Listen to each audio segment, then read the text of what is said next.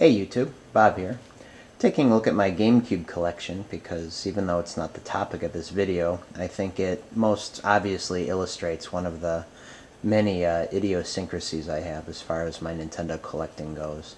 And that is that I don't particularly care for any sort of reissue or re-release of games. Consoles are a different story. I do like variations on hardware. But Nintendo, ever since the NES, has been re-releasing games, usually under the brand of Player's Choice. And that's usually as the game gets up there in age, they reduce the price, alter the packaging a little bit, usually with some sort of ribbon or badge indicating that it's a Player Choice million seller. And it's the same game essentially, and the exact same game, but just at a lower price, usually from $50 to $30 or even $20, depending on the game. And in my opinion, the repackaging is really pretty ugly, and I think most people will agree. Most collectors go after the first issue or the first release of any particular game. And the GameCube repackaging for Player's Choice, as I said, I don't collect them, so I don't have one to show. But many of you are probably already familiar that they're rebranded as Player's Choice. On the front of the game there is a yellow band indicating that. And then as you see in my games here, at the bottom of the spine, probably about the last quarter of it, it's black with the GameCube logo. And it's the same for the re-releases or the Player's Choice on GameCube. However, the black background is exchanged with a yellow background. So one of the things, in addition to really liking first releases of games, I'm also a big fan of symmetry and consistency, if you haven't been able to tell in my other collection videos. And this is just my own opinion. I mean, if your collection is like this, that's fine. I don't look down on it whatsoever. But I don't really like having the yellow spines mixed in with the black spines. I just think it kind of interrupts the flow and the consistency. And the first releases of the games, in my opinion, are more valuable anyway. But that said, there are two exceptions to my no re-release rule in the games, so to speak. And we're going to take a look at those two exceptions as sort of an introduction to an interesting variation I found on a re-release. And maybe it's a re-release of a re-release. Let's take a look at them.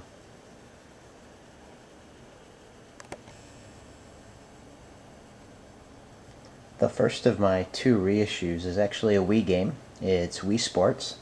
And the main reason for that is because with the Nintendo Selects reissue branding that Nintendo put out for Wii games, it's the first time in the United States anyway that Wii Sports actually got proper packaging.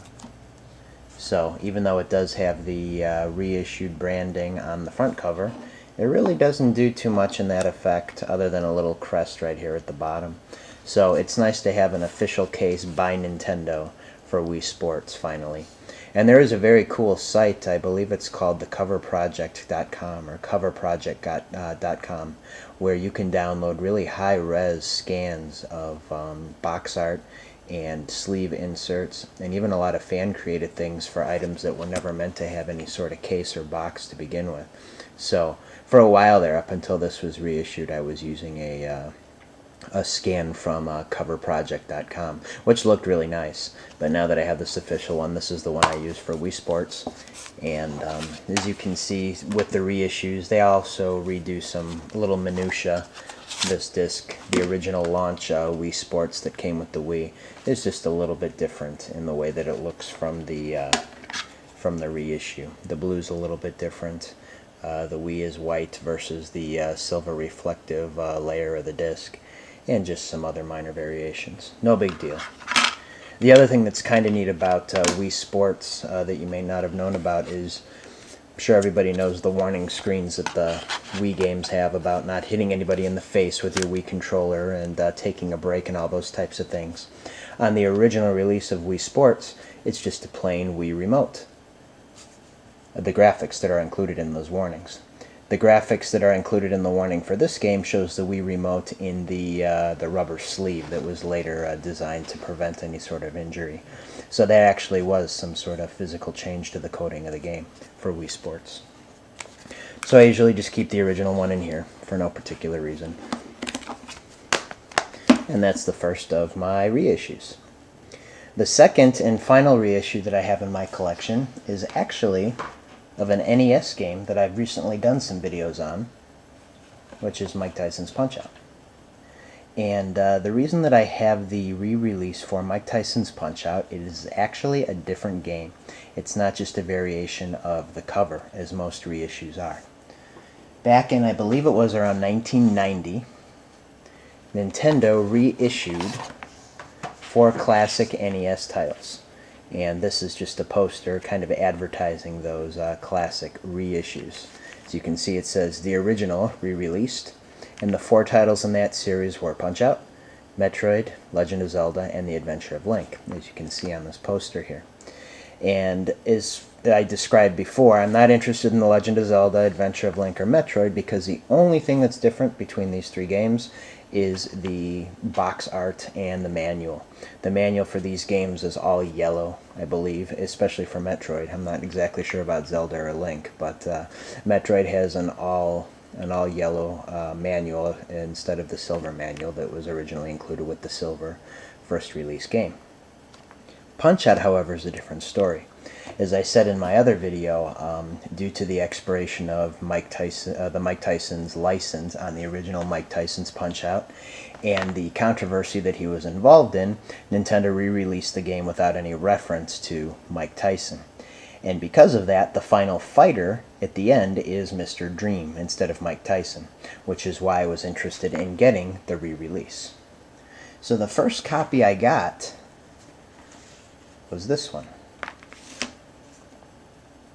And as you can see, if you compare it to this poster here, it's very similar, except it's missing this Classic Series branding. And that intrigued me. So I looked a little bit further online and found out that there was another version. And again, it's not a different game, it's just a different variation of the box art. So they both say Nintendo Entertainment System, this red band at the top, which was a change to the branding towards the end of the NES's life.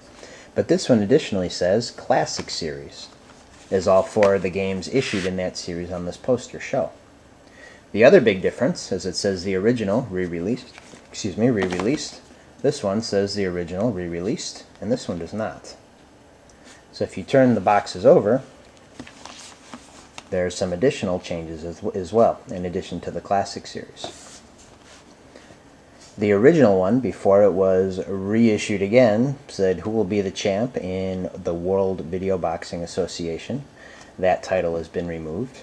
You can see the screenshots were updated a little bit from the classic, I'm not really sure what shape that would be, the classic screen size shape to just a regular rectangle or square. And even the wording is a little bit different on the back of the box. They're identical in these areas, where my 2 fingers are on each one. But the reissue Classic Series says, if you're talking heavyweights, you're talking Punch-Out! The classic boxing game is one of the best-selling sports titles of all time. With nearly 3 million copies sold, that's a knockout by any standard. So this one, the original re-release, doesn't indicate any of the previous sales of the game. But they both do say, however, albeit in a little bit of a different font, a reissue of the Great Nintendo Classic, a reissue of this Great Nintendo Classic. They both carry the Sports Series logo, they both carry the seal and the Nintendo logo, but a difference in copyright. This one was re-released in 1990, and this one was re-released in 1992. So for whatever reason, this one came out quite a bit earlier than the re-release. And additionally, there are some minor variations inside, so I thought I'd take a moment to unbox these for you so you can see what the differences are. We'll do the re-release first.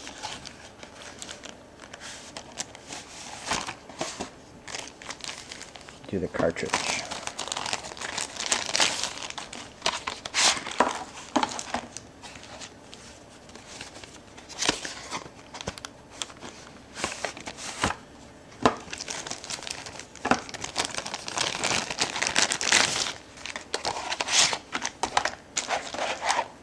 Very minor difference here.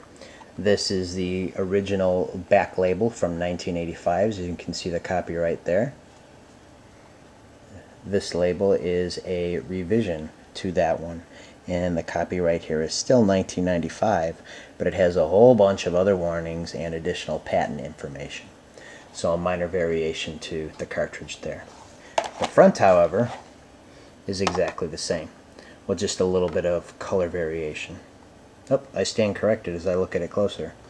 Let's see here, the re-release has a Nintendo logo in that form, and the re-release just has Nintendo Entertainment System. Interesting. Let's take a look at the code. All these games have a code that really doesn't mean anything to anyone except Nintendo. NES QP USA, NES QP USA 1. So that's just a minor code to whomever that makes any difference to. Other variations are the packing materials with each game. Usually you got a poster. Of course, with the re-release, that's an older version of the poster. And with the re-release, an updated version with newer games. Same with the Nintendo Power subscription. An older version for the re-release, and a newer version with the re-release. The manuals are identical, with one variation, except aside from the code. The code here says NES QP USA with a star. The code here is NES QP USA 2. The other variation I've noticed, and it has to do with newer NES games that were released later in the console's life, a lot of the manuals have this little T in a circle. Final Fantasy has that. Some of the newer sports games on the NES had that. I have no clue whatsoever what it means, but the re-release has it, and the re-release does not. Plus, you can see there's a little bit of color variance, just depending on when and how it was printed. Back, it's exactly the same of the two, except for the Nintendo World Class Service Center information is on the top of the re-release. But I did look at these pretty thoroughly before doing the video, and page for page, they're pretty much identical. I didn't notice any differences. Take a look at the copyright, since there's a copyright on the back of the box. The re-release says 87, 1990. The re-release still says 87, 1990. So I'm not sure when or how they choose to do those updates or variations, but just some minor differences here. So I thought that was an interesting find. I admit and I know fully that it's a very, very nerdy thing, but that's what I'm into and that's what I enjoy. So I hope you enjoyed the video too, and I hope to put out more collecting variation videos as I notice things in my collecting adventures. See you soon. Bye.